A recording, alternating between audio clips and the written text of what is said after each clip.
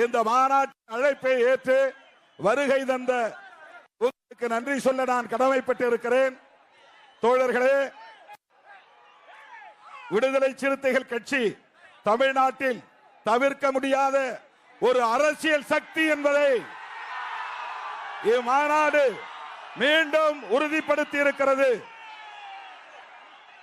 கட்டுக்கடங்காமல் இங்கே அரங்கத்தில் இருக்கிற கும்பலை விடவும், கூட்டத்தை விடவும், சிறுத்தைகளை விடவும் வெளியிலே லட்சக்கணக்கான சிறுத்தைகள் திரண்டு இருக்கிறார்கள்.